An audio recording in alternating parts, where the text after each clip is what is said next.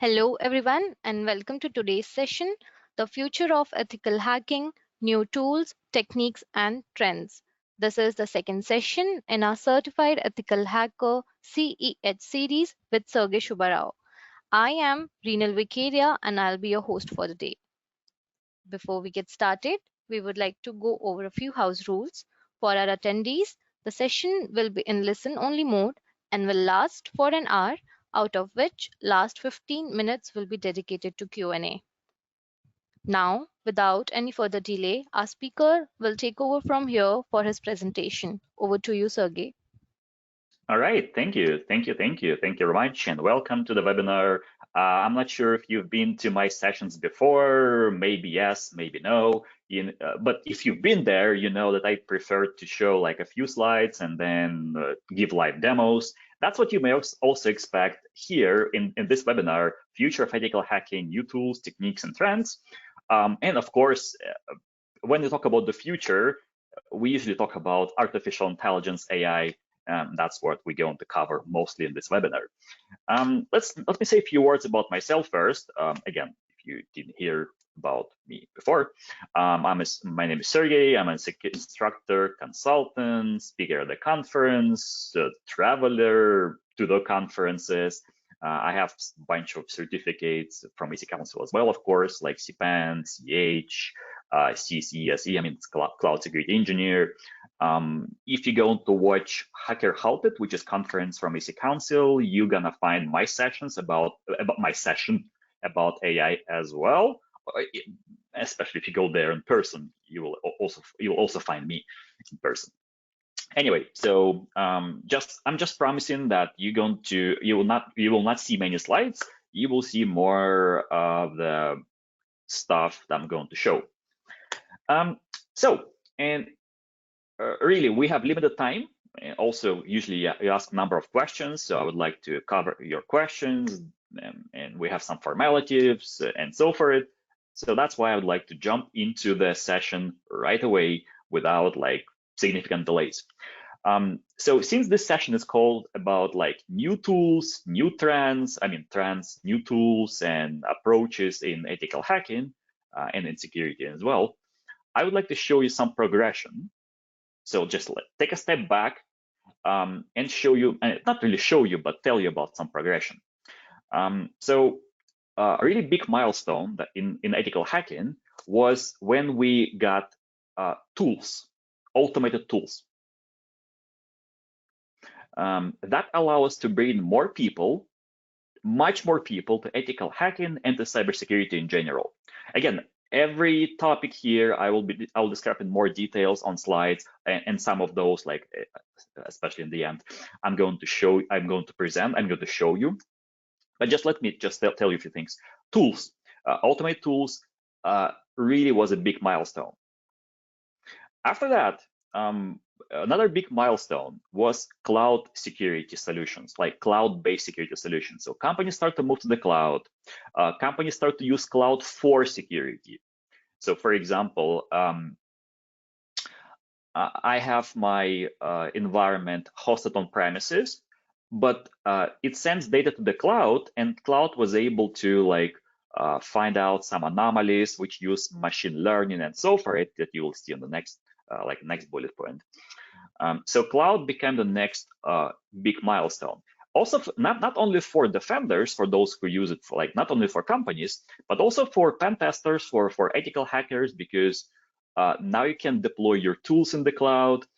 If you need to create command control center, you can just do it in the cloud. You don't need to have your servers. You don't need to have like some kind of internet connection that your victims connect to. They just connect to the cloud service and so forth. So that was a really big milestone for both, for defenders, for attackers. Also for attackers, I mean, for pen testers, we're talking about legit stuff.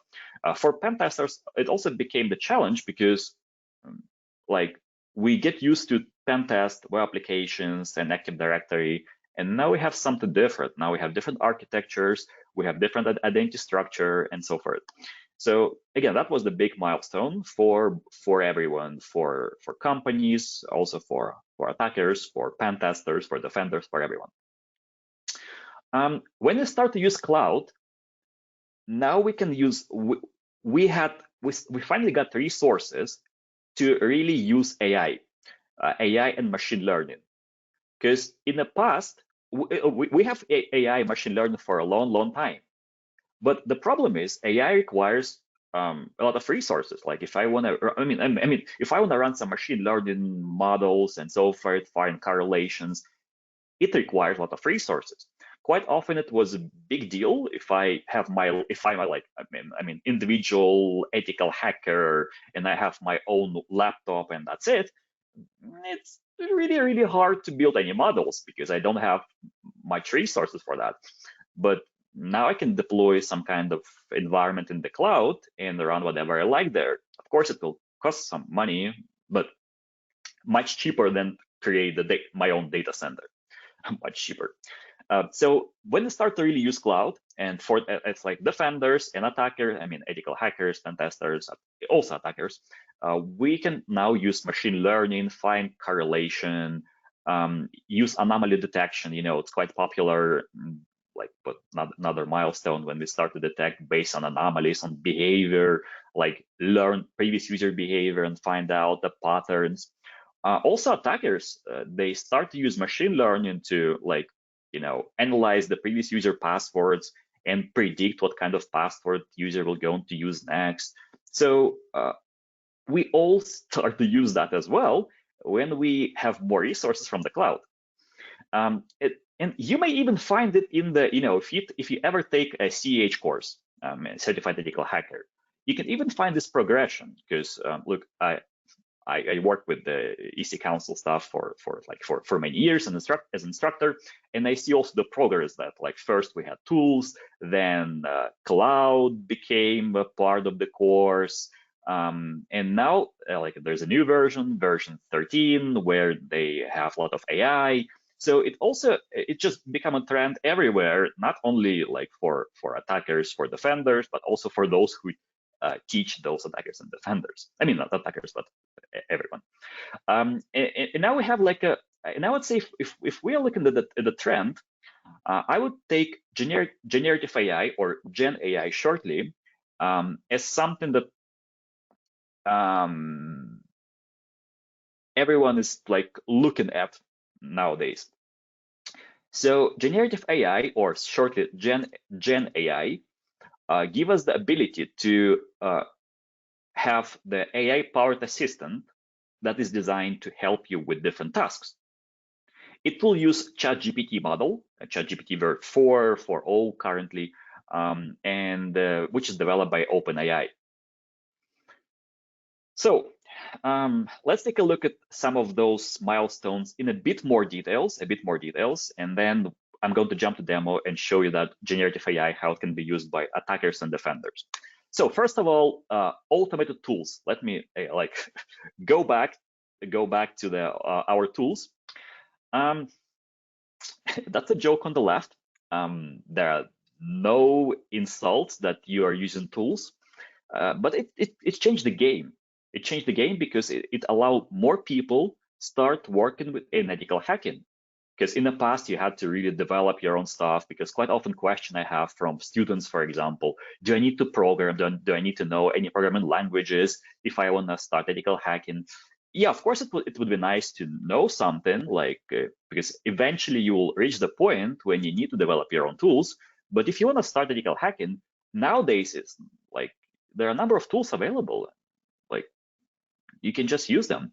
And I would like to share a quick story that I had conversation yesterday with one of the blue teamers, and he told me a story that he used for 2 years or several years. He used the same exploit to bypass one of the protections, and he said, "Oh, eventually this exploit stopped working. It's not working anymore." And he said, "I tried other exploits on the web, and they're not working anymore. So they used to work for 2 years, but not anymore." And when I started to explain how can we still use it, he said, "Oh, look, I didn't know. I don't know how it works. I just run it, and it used to work." So I'm not trying to say anything about this guy. He's more on the blue side. You may not know how this exploit worked, but just a fact. He ran the same stuff for 2 years, and it just worked. It gave him a result, even without understanding how it works. So automated tools gave us, yeah, of course, if we get in trouble, if something stopped working, then you need to have a knowledge. But again, tools allow us to bring, that was a big milestone. So more people start to hack or pen test and work in security. So tools. Again, then the next milestone was cloud. When we start to deploy resource in the cloud, when we have more resources to run so we don't need to build data center anymore to like use to deploy infrastructure, deploy command control centers, whatever we want to deploy, we don't need infrastructures for that anymore. And that also allow more people just to deploy something in the cloud without buying expensive hardware, without having like reliable data centers with bunch of internet connections and other problems. So cloud was, again, big milestone. And in the cloud, we finally could start to use AI and machine learning, use some models, anomaly detection, predictability. And finally, that's where I want to really jump to the demo. Current trend, and that's what we see currently with really growing fast, is called generative AI, or shortly Gen AI. So the idea of generative AI, if you didn't work with that before, is that you can generate new content. So you send some prompts and you get a response back. The response can be like a text or image, video, whatever. So generative AI. And you know what? It's like a double-edged sword, like I say here. So can be used for protection and for detection and for attackers as well. So for example, if you are an attacker, I mean not your attacker, but like for attackers or for ethical hackers that want to use those techniques, you can create more sophisticated attacks if you ask how can I create a script, how the script can be used to bypass protection, these antivirus restrictions and so forth. Yeah, sometimes generative AI may say, oh, it's unethical, I can't tell you that, but you can still try to convince and say, hey, look, I'm a security researcher, just I need to know how it can be done and so forth. Also, generative AI can help you to generate some like email templates that you can send to the victims, to the target. So make it like more effective. So again, generative AI is now our current trend, and that's what I really want to show you. And I would like to show you from different perspective. As the pen tester, ethical hacker, and also I would like to show you some of the incident response features that can be used if you're working with generative AI. All right, so from here, let me switch to demo. So if you've been to my sessions before, you may notice that I'm using Copilot. Copilot is generative ChatGPT. It's ChatGPT based, but it doesn't require me to purchase subscription. So no promotion here. Copilot based on ChatGPT 4 for all, by the way.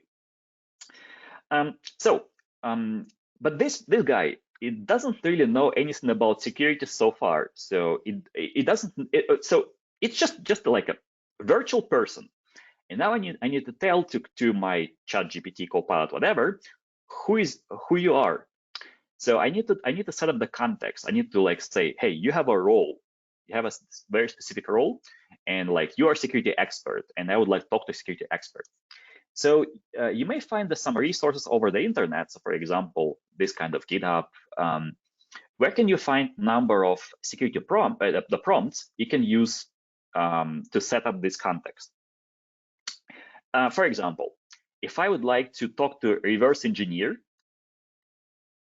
I can send this kind of prompt. Of course, read the prompt first and make sure that like it's something that you really want this guy to tell you.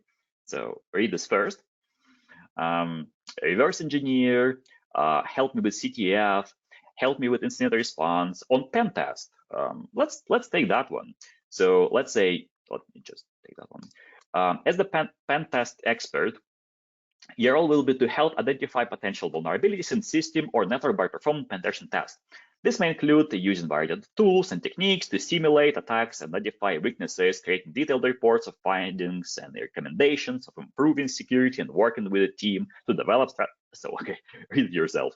But it's all about. So we set up the role for this guy for our assistant. Let me copy that again. If you want to use that, change it for your own needs, because you can say what exactly it includes, what exactly you expect from this person, from this role. So I'm going to jump back to my Copilot, and my first prompt will be this one. Again, I send it as is, the demo. It's okay.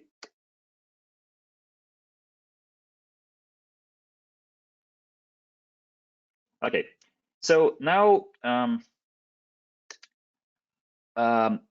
let's say I would like to know, look, how, so I need to test a website for, let's say, SQL injection vulnerabilities. What should I do? Like, well, it's just a question.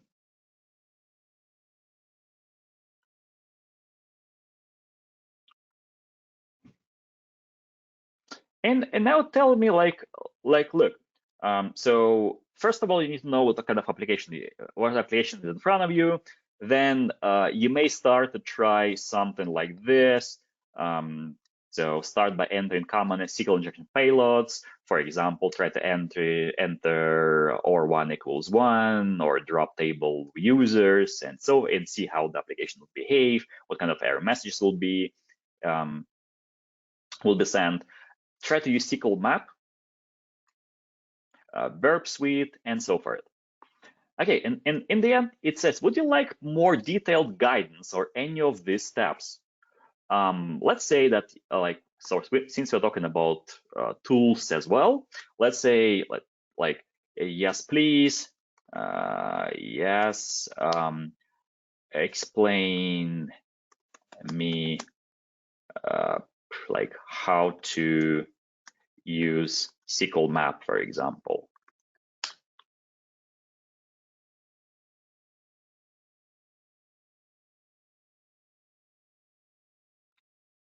And look at this. Now it's giving me the step. Give me the step.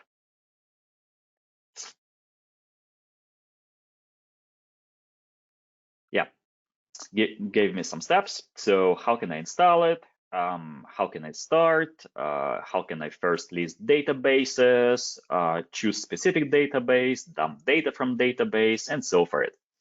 And so you can even try to use it as is. But of course, when you work with AI, there's a common rule. It is not enough just to run the tool. I mean, just to ask AI, because answers may not be correct, or it may not the context. It still need to use it for your specific case.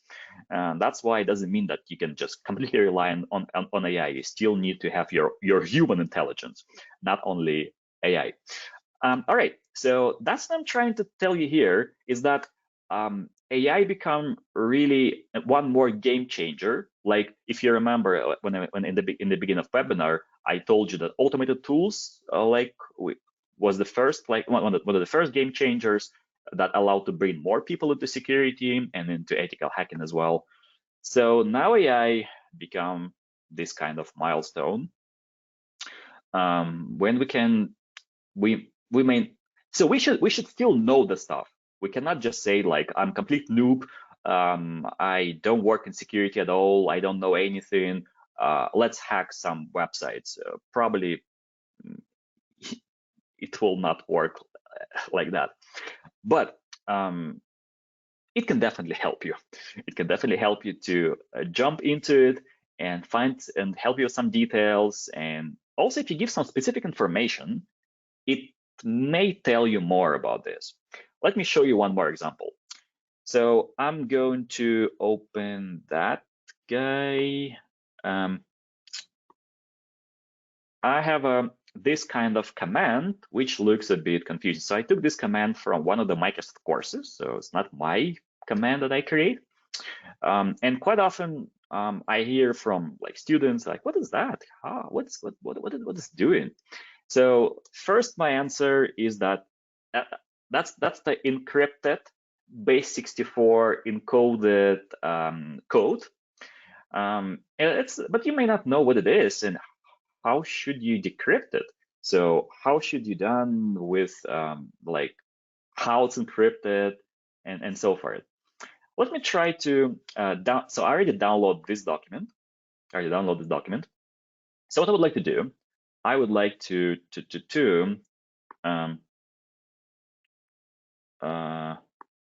drag the file, not image. One moment, I'm gonna check if I have the right user to sign in, because it must also give me ability to upload the document.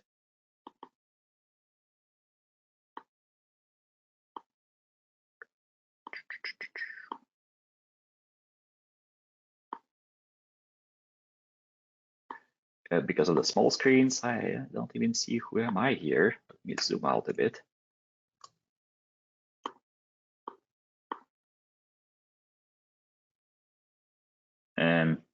Okay, let me just open a private window and to make sure I'm using the right person, the right user.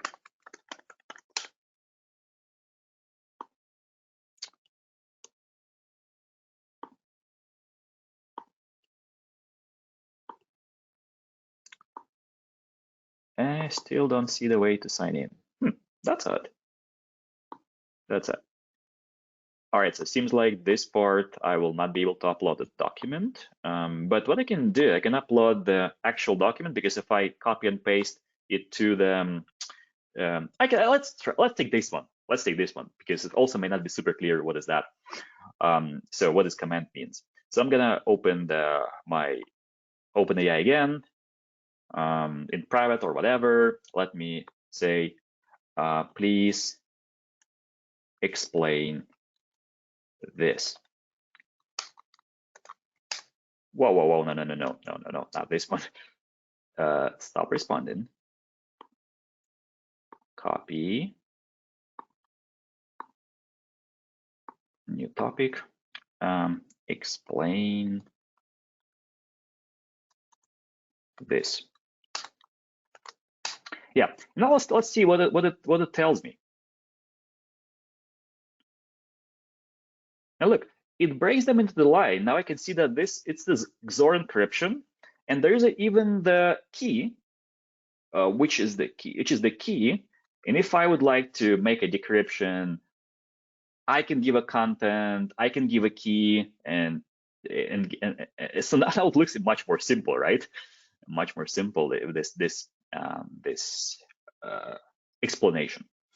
All right, so now I'd like to remove that part with regular AI. Let me show you a few cases, like maybe one case, when I can use AI in my incident response. It will be a very simplified case on purpose, because I want to make a simple demo rather than create an enterprise-ready scenario. But I just want to give an idea. So here I have my EDR system, and of course, I simulate super easy, super common, I would say, alert. Netcat, you know the tool Netcat, which is well known, that Swiss Army knife used to transfer files, establish reverse shell, and so forth. So I dropped Netcat on the machine. It was detected and even removed. So you can find here, if I open the Netcat. So like hack tool was prevented, and if I scroll down,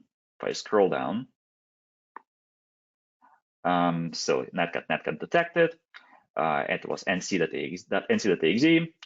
And here I can find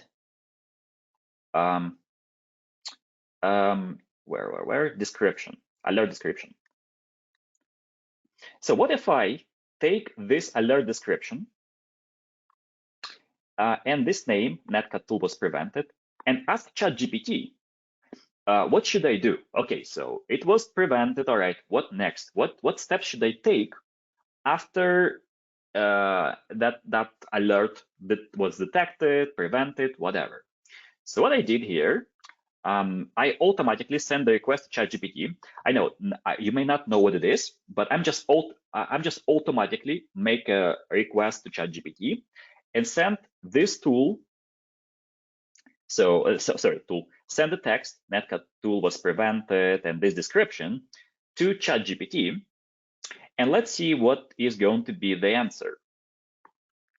So, before for the answer, here I also say to ChatGPT about the role.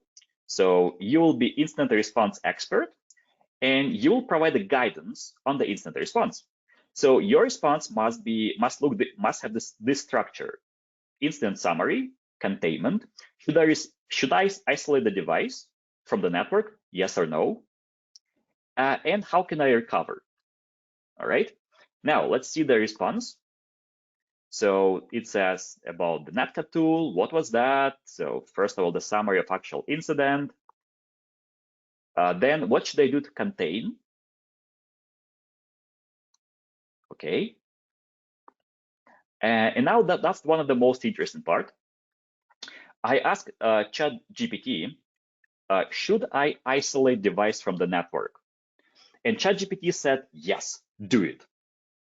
You should isolate it from the device to like finish investigation, because netcat tool may be used to establish reverse shell. So you need to break this shell. So yes, isolate the device. And then recovery, like perform the next step after that. And what I'm doing here, I'm checking the condition. And if ChatGPT said yes, so it was condition result was true, then I would like to isolate my machine automatically. So it will be done automatically. Of course, I should use some approval and the other conditions. It just simplified for demos. But if that happens, if ChatGPT said isolate, then it will be automatically isolated, and so all connections, like internet connections, will be cut down, and then only analyst will be able to have access to the machine to perform investigation. That's also what that was an example of usage of ChatGPT in the SOC scenario, where it even made the decision for me, like should I isolate device or not. Of course, I should take it. Of course, I should always be careful with those decisions, because it may be wrong. I need to make sure, so I should not blindly isolate device all the time.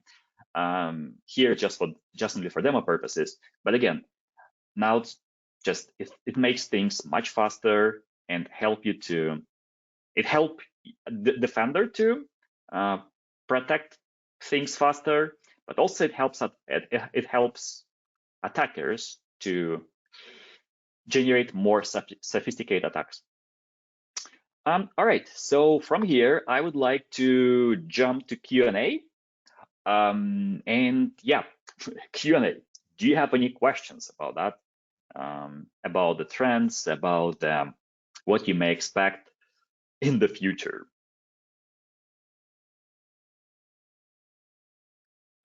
Thank you, Sergey, for delivering such an insightful and informative session.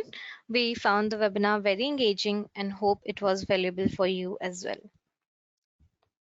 Before we begin with the Q&A, I would like to inform all the attendees that the session is in sync with EC Council's CEH program. EC Council's Certified Ethical Hacker certification is mapped to a variety of roles in the cybersecurity industry, including ethical hacker, security analyst, security consultant, site administrator, and network management executive. LinkedIn 2022 lists over 1,000 jobs seeking ethical hacking skills worldwide, and individuals holding the CEH certification earn an average annual salary of USD 96,000 in the United States. Pay scale 2022. If you're interested in learning more, please participate in the poll being conducted now. Let us know your preferred mode of training and we will reach out to you soon. So, Sergey, should we proceed with the question and answers? Yeah, sure. What open source AI tools do you recommend for red team activity? So I would say if we're talking about generative AI, more or less they're all based on GPT models. So ChatGPT. I mean, of course, they're not really open source. It's like AI and open source is just two things that contradicts because they still have a lot of learned data that will not be opened. But yeah, that's something that we can use that have published API, let's say, ChatGPT, and based on that, you can deploy your in Google, in Microsoft, you can deploy your own Azure OpenAI instances as well. So I would say OpenAI and GPT models. The basic and fundamental skills you think everyone should have before relying on AI tools this way? Great question. Yes, yes, yes. You must have understanding of the things you're asking about. You must have an idea. Yeah, of course, maybe you ask a really generic question like, tell me like first 10 steps I need to make to jump into cybersecurity. Okay, that's fine. You may not know anything about that, and you can just ask completely AI about those next steps. I mean, first steps. But if you're really asking about something technical, like how can I like send an injection or like write a script and so forth and write some kind of code, you must know this stuff. You must know this. You must understand what was the output, and because it's still you cannot fully rely on AI. It makes mistakes. It may not understand the context. So you need to understand what was the result, not just blindly copy and paste from the AI, but just understand the result and say, okay, that works. Or no, wait a second, that's not something that I need. Let's try again. So yeah, you need to have I cannot really measure the level. It depends, but you must understand the results. That's not the most important. Yeah, you can save some time on the generating. It can give you some ideas, but you must understand the output.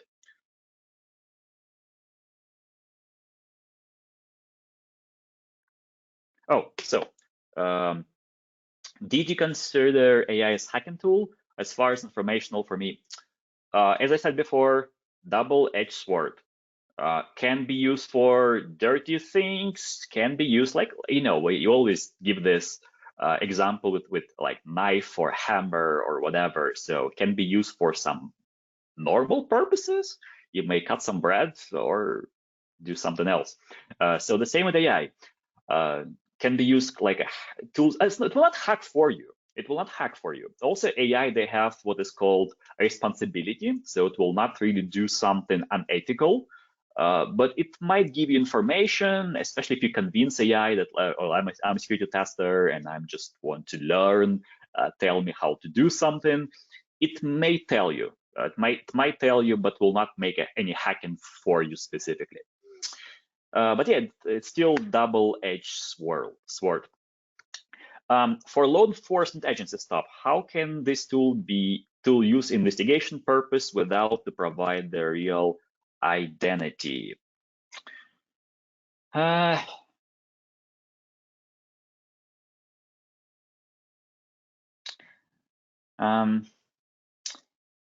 So as far as I know, again, I don't work for any of those agencies, so I cannot say like I cannot give really authoritative information. But as far as I know, those agencies they should have their own tools. Yeah, it may rely on the models, but they don't use public tools. Even large companies, I don't like calling names. I work with some of the large companies. and they and something like ChatGPT, public AI tools are blocked, and they have their own that like have their logos, and so forth. So that's my guess. I'm not trying to say that it's 100% true, but they should have their own things. But large companies, they do have their own. All right, do you think that with adoption of malicious AI-based platforms, it's going to get harder to cyber professionals not to get alert burnout with the ease of setting up automated team platform for conducting operations?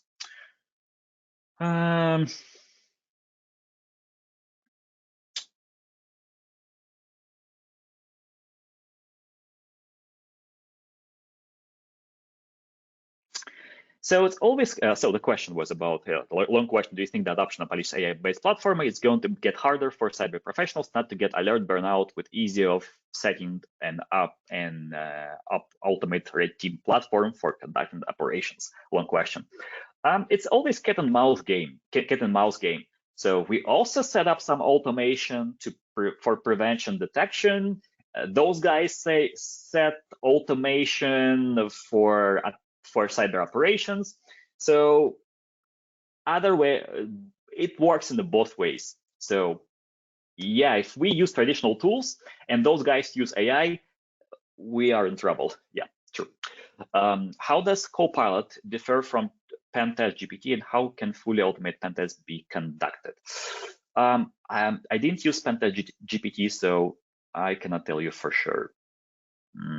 But based on the name, Pentest GPT is something for pentest. It's like it should have a context. Copilot is just a like GPT model that doesn't just may answer any questions like how to learn English or how to write SQL injection, if I set the right role. So okay, 3 more questions and we are done. What was the GitHub repo where you found the prompts? Okay, so that was Damikiti. Damikiti.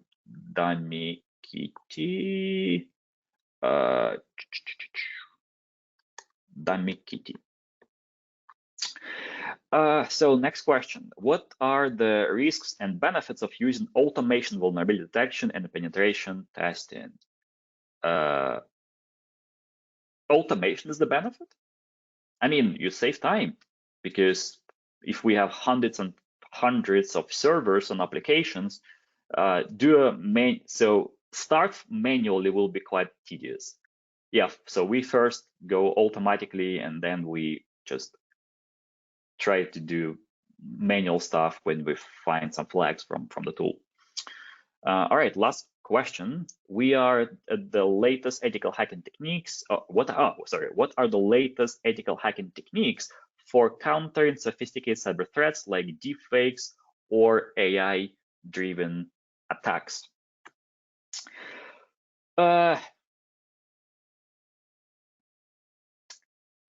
So also for that, so it depends. So I would say there are 2 questions in one question about deepfakes. Quite often we can also use AI. We can ask AI, look, is that the real one or it looks like fake? Or let me say, I'm writing a book, and if I ask Copilot to write a book for me, and then I say to publisher, hey, that's my book, they will also check with AI and say, hey, look, it says it's not yours. It wasn't you. So yeah, we also use AI to check if that was the true or fake. So we have that ability. About AI-driven attacks, it depends. But again, if we have the larger number of attacks based on AI, then we need to build up our own automation response based on AI, because otherwise we can get flooded or also analyze logs using AI. Otherwise, you can like miss some events. So yeah, AI versus AI. So in the future, probably we'll have like a couple of robots that fight each other. We'll see. All right, that was the last question. And now I think, Karina, you want to ask me about what should I tell the auditory? Yes, definitely, Sergey. Would you like to give a small message to our audience? Yeah, for the message, it will be like, of course, use AI, but don't forget that artificial intelligence need to be used together with human intelligence. So your human intelligence is very important, and use like ability to learn something new. So thank you very much. See you. You will see me next time. And now we have some words from AC Council from Erinal. So give it to you. Thank you again to our wonderful speaker, Sergey, for answering those questions and for the great presentation and the knowledge shared with our global audience. It was a pleasure to have you with us, and we are looking forward to our next session with you.